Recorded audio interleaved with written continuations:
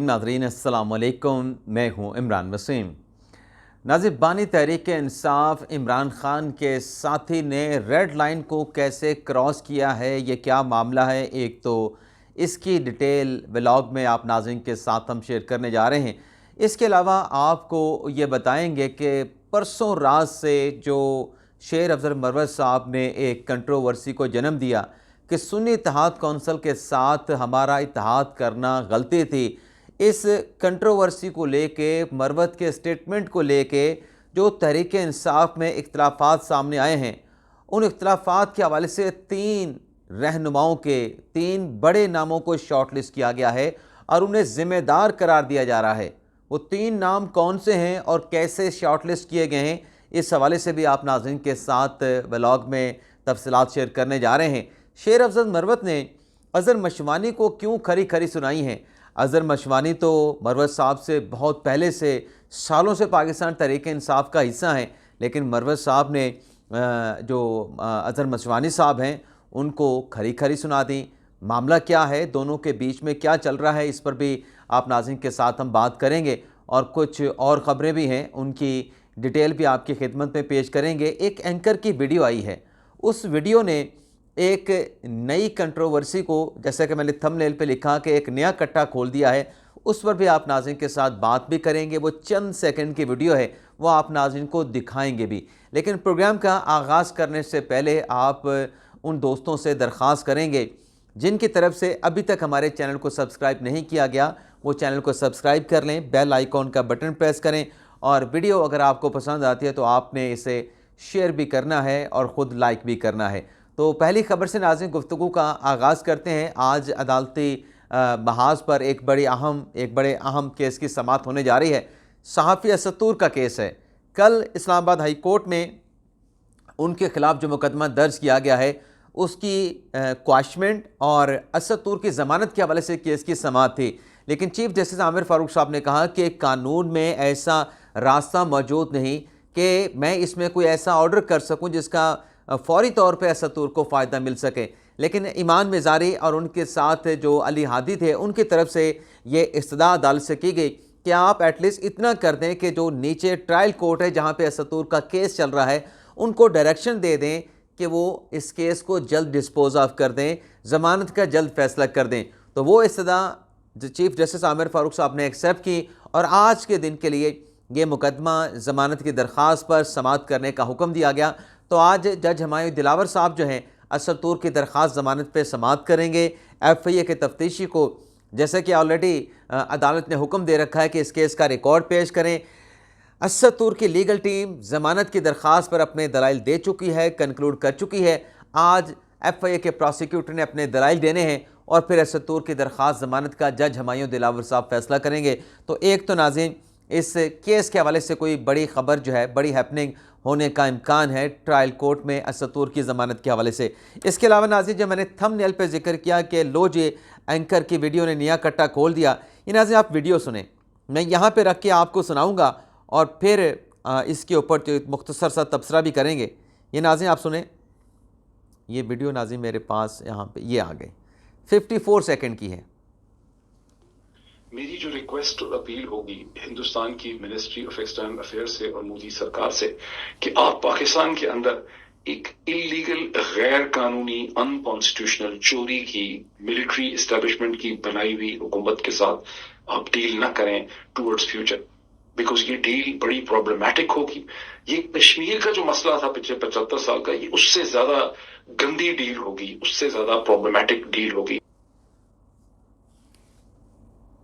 आप इस हुकूमत को किसी भी किस्म की स्पेस प्रोवाइड ना करें और आप अमेरिकन को भी ये बात बताएं कि चूंकि हमने ये असेसमेंट की है कि ये हुकूमत, इसके कोई फीट नहीं है, इसके कोई बेसिस नहीं है, इसकी सोइल में कोई प्रेजेंस नहीं है, इसको चूंकि पाकिस्तानी लोगों की सपोर्ट। नाज़रीन, मैं यहाँ पे इस वीडियो को क्लोज करता हूँ, बंद करता हूँ। मुनीर पीरज़ादा साहब की ये वीडियो है, अमेरिका में बैठ के इन्होंने ये रिकॉर्ड की है और इसमें पाकिस्तान की हुकूमत के ख़िलाफ़, अच्छी है बुरी है, उस हुकूमत के ख़िलाफ़ यानी रियासत पाकिस्तान के ख़िलाफ़ अब इंडिया से मदद तलब की जा रही है।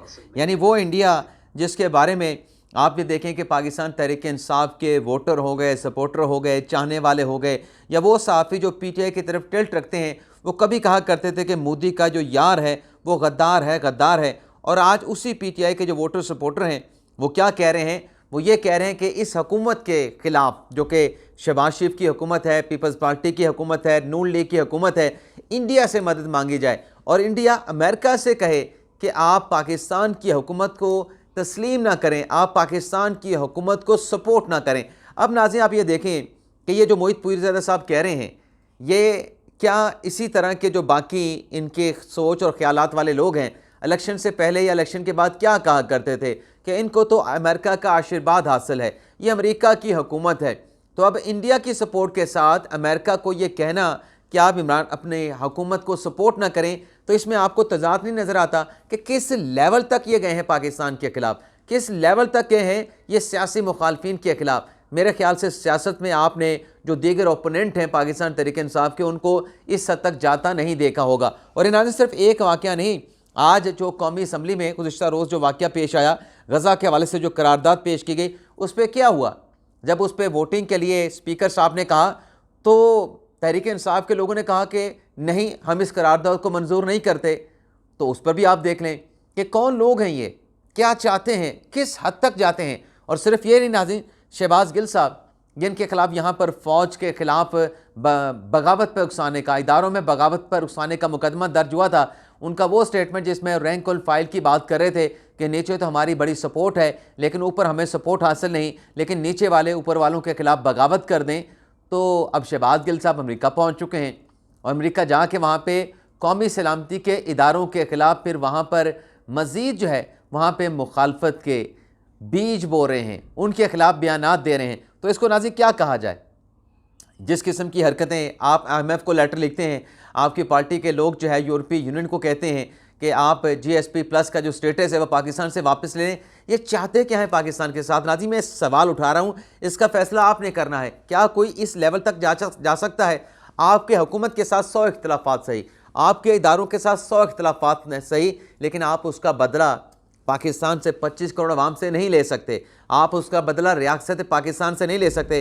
फ़र्ज़ कर रहे हैं नाज़रीन, इनकी बातें सारी एक्सेप्ट हो जाती हैं, जो पीटीआई कर रही है, जो उस पीटीआई के सपोर्टर एंकर्स कर रहे हैं या वोटर सपोर्टर कर रहे हैं, IMF पाकिस्तान को पैकेज नहीं देता। यूरोपीय यूनियन पाकिस्तान का GSP का जो स्टेटस है प्लस का, उसको ख़त्म कर देते हैं। और मोदी पाकिस्तान का बेड़ा गर्क करने के लिए अमेरिका को कहता है कि आप इस हुकूमत को ना माने तो किसका नुकसान होगा। ये तो तमाम सियासी जमातों में उमरा बैठे हैं। खान साहब का भी 300 कनाल का महल ही है ना, आम बंदे का तो 5 मरले का घर भी नहीं होता, 3 मरले का, 2 मरले के किसी को जगह नहीं मिलती घर बनाने के लिए। खान साहब के पास 300 कनाल का घर है। शरीफ ख़ानदान के पास भी बड़ी हवेली है, बहुत बड़ा उनके पास भी जो है वो रकबा है जिसमें उन्होंने घर बना रखा है, इसी तरीके बाकी सियासतदानों का भी। तो जब ये सारा कुछ हो जाएगा, जो पीटीआई चाह रही है कि ना IMF की डील हो, ना पाकिस्तान को GSP का प्लस का स्टेटस हो और इंडिया भी पाकिस्तान के ख़िलाफ़ दुनिया में जो है वो लॉबिंग करें, तो फिर नुकसान किसका होगा? पाकिस्तान के अवाम का होगा। पाकिस्तान डिफ़ॉल्ट करेगा, पाकिस्तान डिफ़ॉल्ट करेगा, डॉलर ऊपर जाएगा, पेट्रोल की कीमतें ऊपर जाएंगी, दीगर चीज़ों की कीमतें ऊपर जाएंगी, तो गरीब आदमी का ही बेड़ा गर्क होगा, उसकी जेब पे बोझ पड़ेगा। तो ये किस किस्म की सोच है? रियासत को डुबोने की, पाकिस्तान के 25 करोड़ अवाम को डुबोने की, उनको मारने की, उन पे महंगाई का बोझ डालने की। इसको नाज़रीन कौन जस्टिफाई कर सकता है? ये नाज़रीन आपने इसका सवाल का जवाब देना है। इसके अलावा नाज़रीन 2 मुख्तसर सी खबरें फिर हम बात करते हैं। ये इख्तलाफात का क्या मामला है? किन 3 बड़े नामों को मुजरम करार दे दिया गया है? एक तो नाज़रीन फैसल वाडर साहब ने सिंध से सेनेट का इलेक्शन लड़ने का फ़ैसला किया है, नॉमिनेशन पेपर हासिल कर लिए हैं, लेकिन सवाल नाज़रीन यह है कि फैसल वाडर साहब तो किसी सियासी जमात में शामिल नहीं, किसी सियासी जमात का हिस्सा नहीं, तो 23 वोट उनको चाहिए सेनेटर मुंतखब होने के लिए सिंध असम्बली से। अब वो 23 वोट फैसल वाडर साहब कैसे हासिल करेंगे? बज़ाहिर तो ये एक अंदाज़ा हम लगा सकते हैं कि पीपल्स पार्टी की सपोर्ट से जो है फैसल वाडर साहब जो है वो सेनेट पे पहुंचेंगे, सेनेट के रुकन बनेंगे। ये एक अंदाज़ा है, आपको ख़बर नहीं दे रहा, लग यही रहा है नाज़रीन।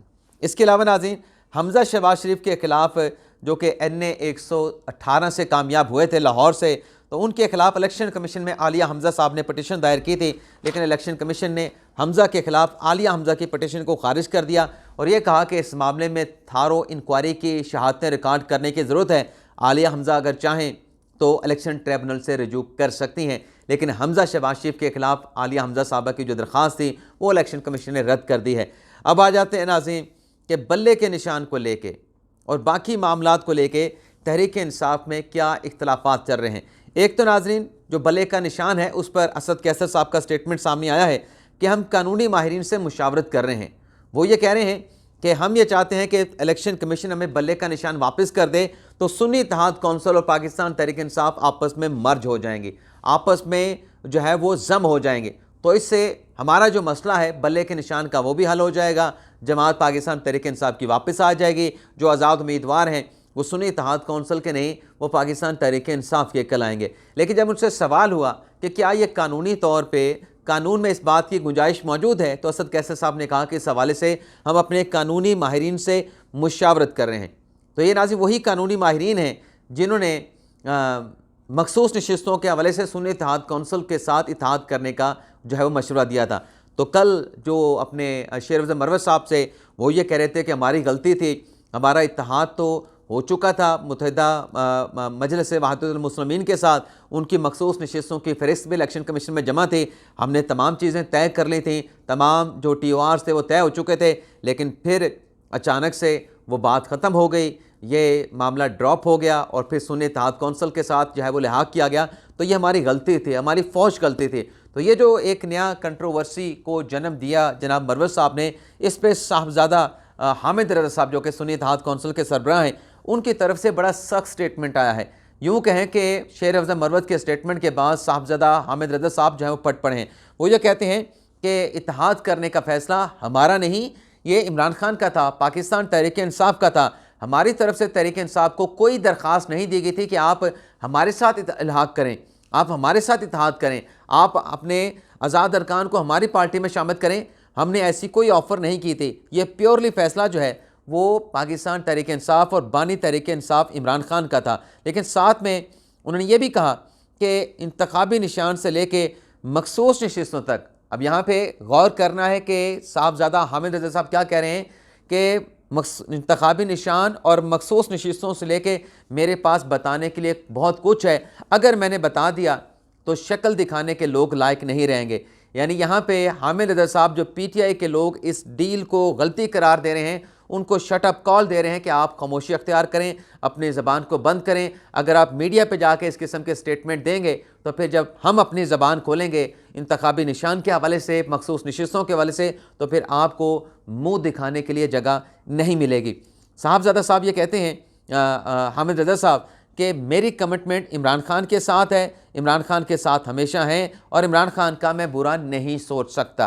तो नाज़रीन, जैसा कि मैंने इससे प्रीवियस व्लॉग में आपको मैंने बताया था कि जैसे ये जो मखसूस नशिस्तों के वाले से सुन्नी इत्तेहाद कौंसिल में शमूलियत का फ़ैसला किया गया, इस पर जैसे अब सच और चीज़ें अंदरूनी कहानियाँ सामने आ रही हैं, इंशाअल्लाह देखिएगा कि बल्ले के निशान के हवाले से बेशक काजी फ़ाइसा के ख़िलाफ़ जैसी मर्ज़ी कंपेन की गई, उनको ज़िम्मेदार ठहराया गया, सच इस मामले पर भी सामने आएगा कि वो कौन था जिसने ये मशवरा दिया था, जिसने तजवीज़ दी थी कि इलेक्शन नहीं कराते, सिर्फ अनाउंसमेंट कर देते हैं और कहेंगे कि बैरिस्टर गौहर हमारे सदर चेयरमैन मुंतखब हो गए हैं, उमर यूब हमारे सेक्रेटरी मुंतखब हो गए हैं, किसने पूछना है।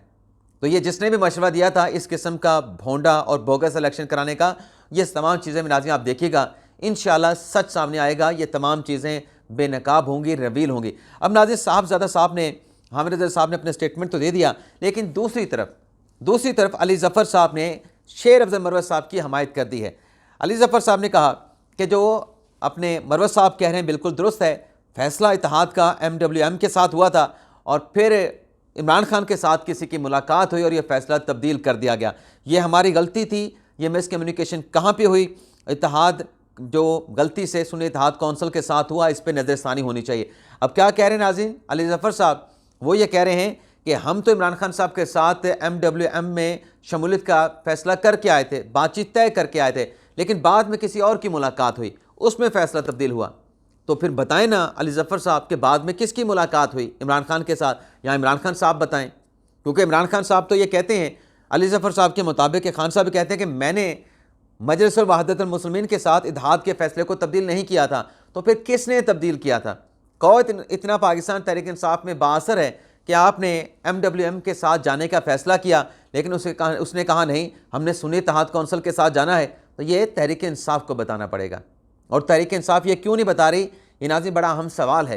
क्यों उसका नाम छुपाया जा रहा है, क्यों उसका नाम नहीं बताया जा रहा? लेकिन सब चीज़ें नाज़रीन आप देखिएगा कि वक्त के साथ साथ सामने आएंगी। इसके अलावा नाज़रीन एक और बड़ी अहम डेवलपमेंट हुई है इसी मामले पे, इख्तलाफात के मामले पे। जो तर्जुमान है मौज़म भट्ट खैबर पख्तूनख्वा से PTI के रहनुमा हैं, वो भी फट पड़े हैं। वो ये कहते हैं कि ये मखसूस नशिस्तें नहीं मिली, इसके ज़िम्मेदार जो है वो काजी अनवर साहब जो कि बुज़ुर्ग वकील हैं, वो ये ज़िम्मेदार हैं। मौज़म भट्ट साहब ये कहते हैं कि हमारे वकला का जो फार्मूला था मखसूस नशिस्तों के हवाले से वो ठीक नहीं था। अगर फार्मूला दुरुस्त होता तो मखसूस नशिस्तें जो हमें मिलनी थी वो कोई हमसे छीन नहीं सकता था, वो कोई हमसे ले नहीं सकता था, लेकिन हमारी लीगल टीम का फार्मूला दुरुस्त नहीं था। यानी ये मलबा मौज़म भट्ट साहब जो हैं लीगल टीम पे और काजी अनवर साहब पे डाल रहे हैं। सिर्फ काजी अनवर पे नहीं, वो जो खातून रहनुमा है, वकील यंग खातून रहनुमा मिशाल यूसुफजई साहबा, उनके बारे में भी कहते हैं मौज़म भट्ट साहब कि वो सबकी उस्ताद है, उसकी कारगुजारी से ऐसे नताइज सामने आ रहे हैं। तो ये दो को ज़िम्मेदार ठहरा दिया है जनाब मौज़म भट्ट साहब ने। एक काजी अनवर साहब हैं और दूसरी मिशाल यूसुफजई साहब हैं, जिन्हें खैबर पख्तूनख्वा में वज़ीर आला का मुशीर बनाया गया है।